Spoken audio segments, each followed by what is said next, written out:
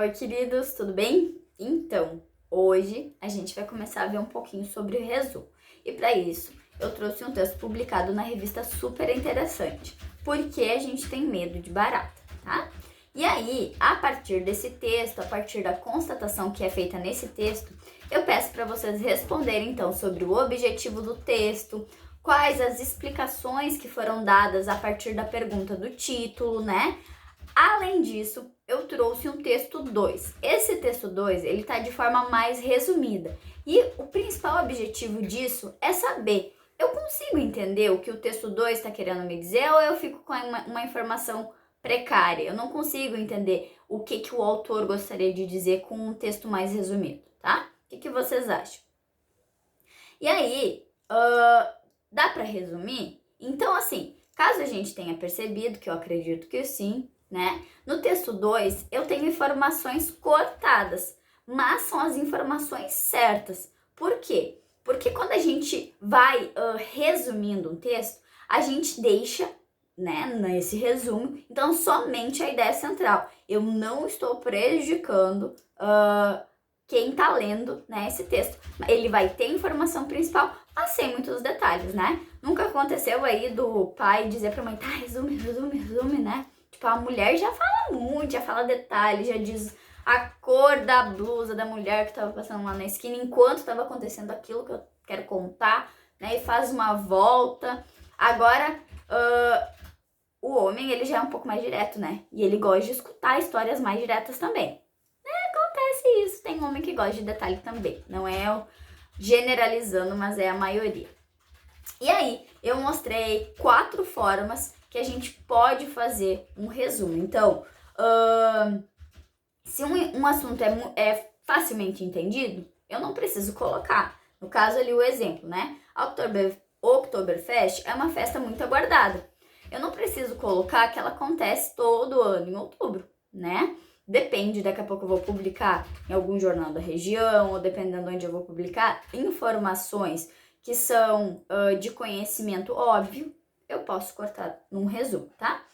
O apagamento de justificativas de uma afirmação. Ó, você vai estudar os textos argumentativos, isto é, tudo que vem depois do isto é, eu tô reafirmando o que eu já disse. Então eu não preciso colocar, né? É como se eu estivesse dando uma outra forma de explicação para você entender o que eu já disse. Depois, o apagamento de exemplos, tá? Adolescentes são seres grupais. Na escola Vila Nova, por exemplo, dificilmente se vê alguém andando sozinho. Então, eu não preciso dar este exemplo, né? A principal informação é de que os adolescentes são alunos, né? São pessoas, enfim, são adolescentes que andam geralmente em grupinhos. E a generalização, tá? Os pais, os tios e avós, a família toda foi abraçada. Eu não preciso ficar citando, tá? Esse ato da citação, na verdade, eu não preciso fazer. E aí, gente, esses são os pontos principais de como fazer um resumo. A partir disso, a gente entra, né, em um novo conteúdo gramatical, que é o predicativo do sujeito. Para eu entender o predicativo do sujeito, eu quero que a gente retome a questão dos verbos a partir da transitividade verbal que a gente estava vendo.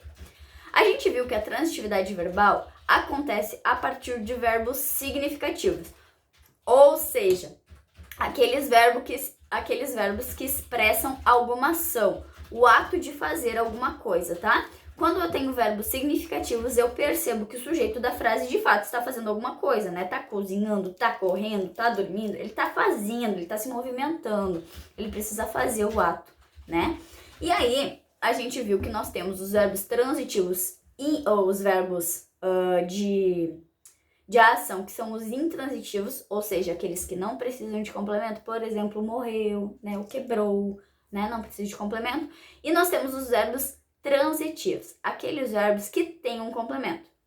Nós temos os verbos transitivos diretos, que não tem preposição para ligar, né, o complemento ao verbo, e nós temos os verbos transitivos indiretos, que a gente tem uma preposição para ligar o verbo ao seu complemento. Passado isso, a gente também tem os verbos de ligação, que vocês que foram os meus alunos, né, em inglês, são os meus alunos em inglês, sabem que lá a gente fez um joguinho Nesse joguinho a gente trabalhou com emojis e a gente estava aprendendo o verbo to be. E quando a gente aprendeu o verbo to be, a gente viu que a gente só conseguia ligar o verbo to be quando aquele sujeito, né, da frase, ele estava num estado ou eu estava dando uma característica. Então eu só consigo ligar o verbo to be a uma característica, por exemplo, triste, cansado, né, ou um estado, né, inteligente, bonito, alto, agitado, frustrado, né? Então eu consigo ligar uma característica. Por quê? Um estado é uma característica.